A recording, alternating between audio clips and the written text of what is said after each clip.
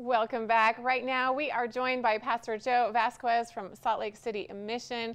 This mission helps the homeless in our area in Salt Lake City, all across the state, actually. They also help those who are in need of basic assistance and so much more. Thanks, Pastor Joe, for joining us today.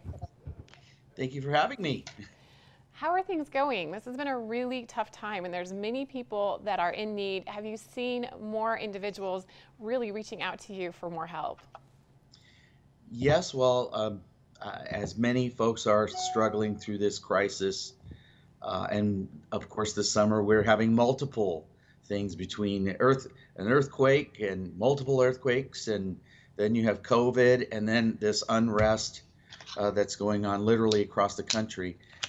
Yeah, so it's been a struggle, but and yes, of course we are having I'd like to know that more people that are coming already, but that have never been here before. So we've had a 30% increase of people that have never come for help arriving for assistance at the mission. A 30% increase, that is quite a bit. It's nice to hear that the Salt Lake City Mission is able to help out. So in the same vein, are you seeing more people coming to you, volunteering their efforts, wanting to donate? Yes, well, as most places are dealing with the social distancing, we're limited on how many people we can have because we're doing basically drive-through as far as how we're taking care of our guests and clients that come. So they come to the back end of the building, and we have a canopy out there, and that's where we're serving the public. So we're not having people in the building, but we're still serving greater numbers of people. And then, of course, the volunteers and people that are helping us collect food and continue to go through the process of seeing what we have and putting it in the right, places that we can give it out. We are having volunteers come in, and we're practicing what the state is requiring and the government's requiring as far as social distancing and masks and gloves, and so we're managing, and it is a challenge.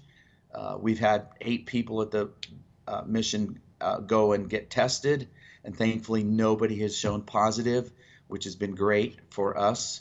And so we're just continuing to do our part, sanitizing and attending to things as best as we can, and thankful that people recognize that a lot of folks are struggling and people are coming and giving us a hand. So if folks are interested, we certainly want them to know that we are one of your local frontline organizations that they can come and volunteer at. And also, if they want, they can give money online. Are you taking food donations, or would you prefer the monetary donations because of all of the unique specifications of things that are happening right now? Well, any help is appreciated, whether it's volunteer service or collecting. We're still giving out clothes, we're still giving out food, so any of that is appreciated. But just so people understand, when we go shopping, we're not buying a grocery cart, or we're not, sorting through. We're talking about truckloads. So it's helpful because we still have to pay to keep everything open, and we're small staff. There's 9 of us here, and we help about 55,000 people a year. So we're very frugal. Your dollars locally are being used to help people locally, and I certainly believe in all the efforts around the state and the country, but our focus is helping people in the Salt Lake area specifically with meeting their needs. So, and we're focusing mostly on the food donations, so their cash contributions go directly to helping local people. 55,000 people a year. Pastor Joe, that's incredible. I had no idea it was that many. That's very impressive. I've also noticed you're very thoughtful with holidays and events that are coming up and people who may not be able to really celebrate that in a way they'd like. For Mother's Day, you gave out boxes with flowers and more. And for Father's Day, you have another box program. Tell me about that. Yeah, so we've had to stop doing most of our other operations, our outreaches where we go on location, and so we're the ones that are out in the parks serving 3,500 meals and things like that. So since we can't congregate with masses of people, we are focusing on our food box program. So we're going to probably double our food box distribution this year. We're on course to do that. And how we're doing that is we're focusing on the food box program. So all the major holidays, we're doing extra boxes of food. And so the summer boxes right now, we're mostly putting hot dogs and bratwurst and baked beans and potato chips. So, you know, as much as people can still celebrate our national holidays, you know, in a common fashion, obviously with all that's going on, everybody's going through struggles, and then not to be able to do the basic things we're used to, like having a barbecue or eating a traditional meal. It can be, you know, continue to affect people. So we're focused on trying to make sure that during all the holidays, we're doing extra food box distribution.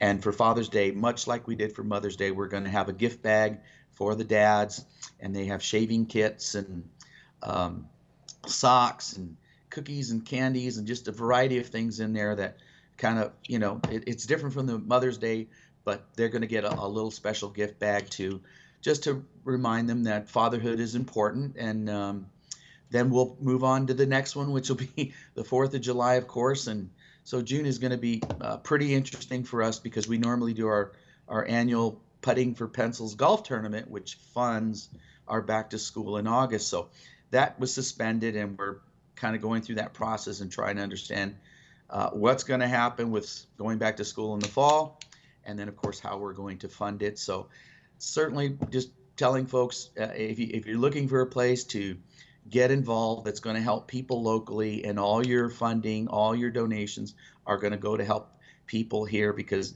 I believe in helping people in other states and other countries, but the reality is lots of people lost their jobs, and there's tremendous need within our own city.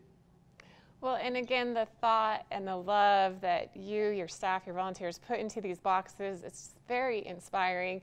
If someone is watching this and they're in Salt Lake City and really have a need, what can they do? Where should they go to find that help? Well, we're easy to find. We're Salt Lake City Mission. We're at 1151 South Redwood Road in Suite 106. And then, of course, you can find us online at saltlakeCityMission.org. We have a Facebook page where we do a lot of postings of all the activities. We do live posts and short videos of the activities we're doing. So I tell people to, if you have Facebook or have access, click on that and follow us, because it'll always tell you all the activities we're doing, because we're open year-round doing activities, so that they can follow that. And then, of course, that'll give you direction on where you can go for help at the mission, or if we're off-site at other locations, where you can find assistance. So you can use that whether you're a client and a guest looking for help, or if you're a person that's looking for an opportunity for yourself, your family, your church, your business, your school, any kind of service club, anybody that's looking for opportunity to do work projects and do volunteer work here locally. As I said, there's only 9 of us on staff, and we help over 50,000 people a year, and there's only one way we can do that, and that's with volunteer help. So consider the mission as a place, as a source for assistance, but as well as a place that you can get involved and help. Well, Pastor Joe Vasquez, thank you so much for joining us today. It's impressive to hear about how many people are helping. If you feel like you can help, or if you need help, head to saltlakeCityMission.org. We'll take a quick break. We'll be back right after this.